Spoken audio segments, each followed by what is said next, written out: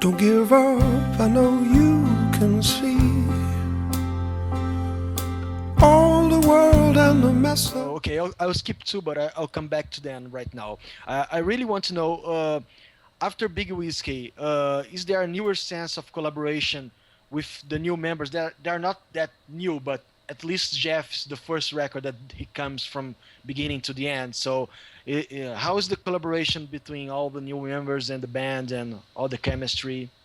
Well, I think the chemistry is great, and also the way that everybody, because I think everyone is just moving forward, and and so Jeff has come in with us, and he's moving forward. There's also the conversations that happen between guys. Roy had a very specific. The reason Roy went to Rashawn, and the reason Roy brought Rashawn into the band was because there was something about Rashawn sort of that Roy felt could add to the band, but that he doesn't want to necessarily.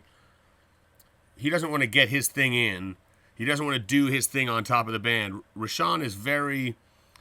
He wants to be part of something. I mean, musically, that's his thing. He wants to enhance what's there, and that was Roy's brilliance to be able to see it. And when Rashawn came in, he and Roy had this focus of this sort of this spontaneous lines and this sort of like a it was like a thoughtful improvisation. I don't know if you could call it that, but I don't think it's that uncommon. But they're very good at sort of coming up with lines on the fly and and delivering them really powerfully. But it also became a sound and like a new sound for the band. And then after Roy passed, Rashawn sort of felt a great responsibility to sort of impart that idea to Jeff. And I think that so it's been a puzzle for Jeff to kind of figure out how to fit in. But Jeff really studied Roy's work when he got in, thinking he was only going to be with us for until Roy was well. He really studied the way because I think more than most, and certainly no less than anyone, Jeff is a student. He studies always, and he studied Roy's sound and Roy's phrasing so that he could play his part properly. When Roy passed, obviously Jeff has his own voice, but I think what's interesting on this record is that, and I think Rashawn and Jeff spoke about it, is that a lot of what Jeff is playing is not. It's sort of reminiscent of the space that Roy took up. It's because he obviously he can't. He's not going to mimic Roy. He's not going to. I mean, not that blatantly. But the way he approaches the lines and the way he attacks the notes, I think is sort of in sort of the voice of the band, and it kind of blew my mind. And maybe it's all in my head, but I don't think so. I think there's certain places when I think of it where it struck me the most is in Belly Belly Nice. I think his solo, the way he comes out, it sounds to me, it's got an air of something that Roy might do. It's still Jeff, but it's got an air to it that is very respectful to the way that Roy might have approached that song.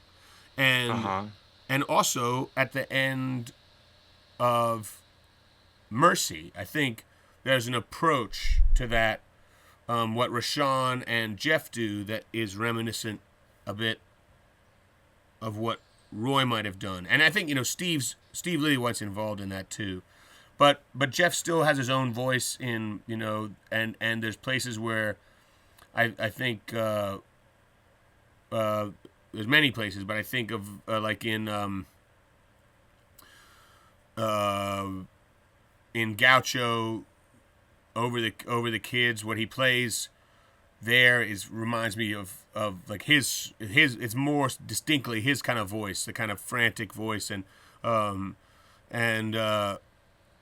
the end of I wish I remembered all the names. Snow Outside, I think there's some moments there that are where he curves around, sort of bending around Tim and what Tim's playing, although it didn't necessarily happen in that order, where I think it's very much his sound. I also think that that the baritone that Jeff plays on this record is really cool, and although it's not he's not imitating Roy. Roy definitely had a thing like on songs like "Don't Drink the Water" or "Crash," where Roy would use the baritone kind of like an electric guitar, gong gong da bom bom, and it would become this kind of like a distorted guitar almost.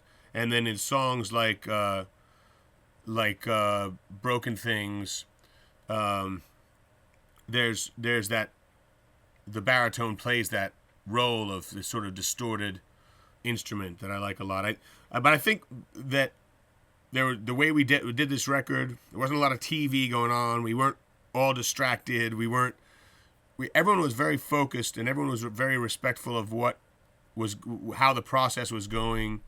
And I think it happened in a way so quickly that, and with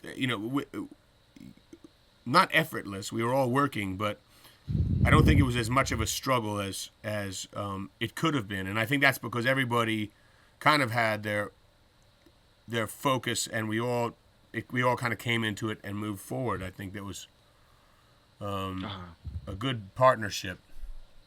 Nice. Oh, mercy, will we overcome this? Oh, have we come too far to turn it around?